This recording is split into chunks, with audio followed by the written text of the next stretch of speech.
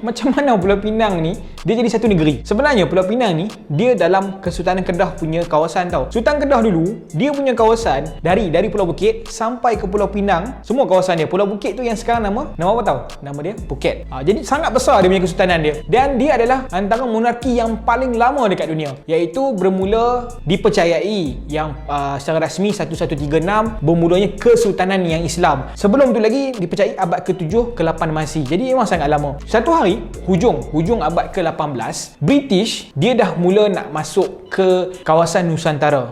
Dia mula masuk ke Nusantara untuk nak buka pelabuhan. Masa tu Portugis dah masuk. Portugis dah dekat Melaka, kemudian dihalau ganti dengan Belanda dah dekat Melaka, kemudian Sepanyol dah pegang Filipina. Kemudian Sultan Kedah waktu tu, Sultan Abdullah, dia ada masalah sikit, masalah pewarisan tahta. Dia ada isu internal isu lah dalam family yang mana orang adik-beradik dia berebut tahta. Baginda sangat risau dengan masalah tu. Tambahan pula isu dia satu lagi, iaitu Burma berjaya menakluk Siam.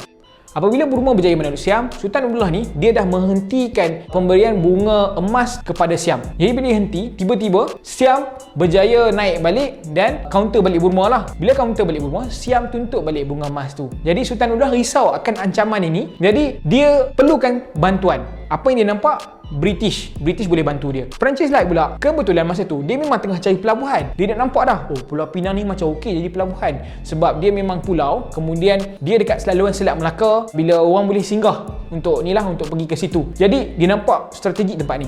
Bagai orang mengantuk di sorongkan bantal, Sultan Abdullah ni pergi jumpa Francis Light. Sultan Abdullah minta bantuan dan tawarkan Pulau Pinang. Jadi Francis Light ni, tak ada masalah.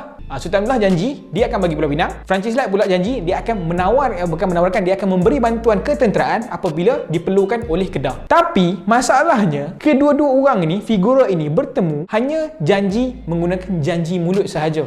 Dia tak ada hitam putih. Jadi bila jadi macam tu, Francis Light berjaya mendarat di Pulau Pinang tahun 1786 dan berjaya memacakkan bendera Union Jack lah. Itu kali pertama bendera Union Jack dipacakkan di negara kita. Sultan Kedah pula masa tu dia tak tuntut lagi. Tiba-tiba dia dapat ancaman dah. Bila dia dapat ancaman, dia pergi jumpa jumpa British, SHTI, Syarikat Hindia Timur British, ataupun dikali sebagai East India Company. AIC ni cakap, mana ada hitam putih, mana ada perjanjian. Tu awak punya deal dengan Francis Light. Kami tak ada apa-apa. Kami tak ada perjanjian apa-apa dengan Sultan Kedah. Jadi Sultan Kedah berasa murka. Baginda sangat marah lah. Jadi Baginda melengkapkan dia punya askar dia, ingin mengeluarkan British ni daripada Pulau Pinang. British ni sebenarnya dia banyak tali barut tau. British dapat info daripada tali barut yang di sekitar bahawa Sultan Kedah ni tengah on the way nak pergi serang British dekat Pulau Pinang. Jadi British serang dulu. Bayangkan kita nak pergi serang orang, tengah on the way serang, kita kena serang dulu. Memang kalah lah.